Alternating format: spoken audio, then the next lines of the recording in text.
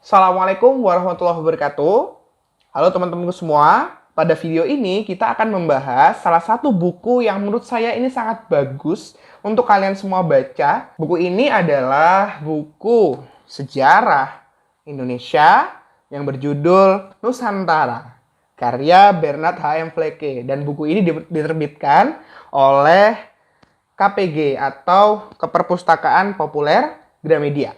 Nah, buku ini tentang apa sih, Kak? Nah, jadi buku ini itu menceritakan tentang kisah bangsa Indonesia pada awal datangnya nenek moyang kita ke Indonesia.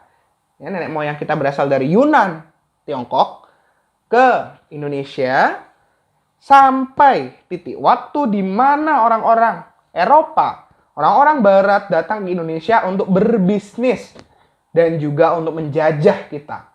Bagi kalian yang menyukai sejarah, pasti buku ini sangat membuat kalian terpesona. Karena buku ini menceritakan sejarah dengan sangat detail. Dan juga cerita-cerita dalam buku ini membawa kita untuk masuk ke dalam sejarah tersebut. Di mana kita bisa saja memposisikan diri kita ini sebagai seorang pangeran, atau sebagai raja, atau sebagai selir. Oh, kok selir? Atau sebagai prajurit-prajuritnya mereka. Karena cerita yang dibawakan sini sangat baik dan sangat membuat kita itu paham dengan alur sejarah pada saat itu. Buku ini juga dilengkapi dengan peta-peta pada masa itu sehingga kita dapat memahami bagaimana sih kondisi geografis dan astronomis negara kita pada saat Indonesia belum merdeka.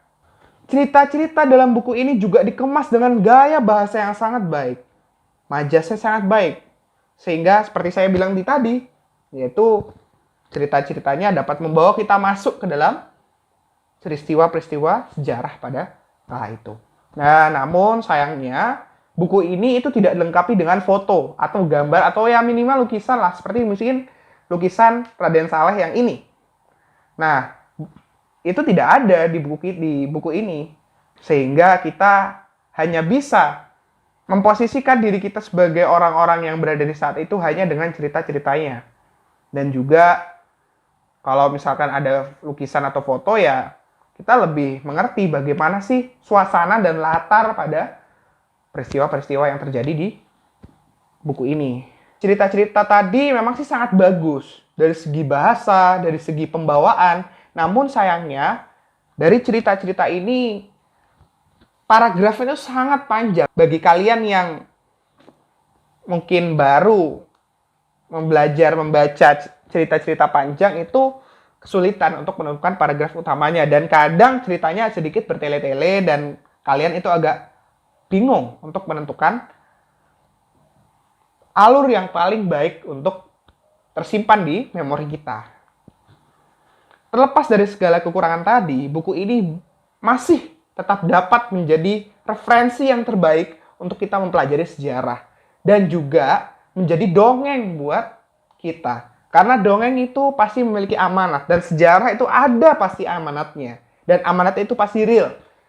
Ingat, lihatlah ke depan dengan melihat masa lalu. Itu fungsi dari sejarah. Terima kasih, mungkin ini dari saya saja di video ini. Terima kasih telah menonton. Dan semoga dapat bermanfaat bagi kalian. Terima kasih. Sekali lagi terima kasih. Wassalamualaikum warahmatullahi wabarakatuh.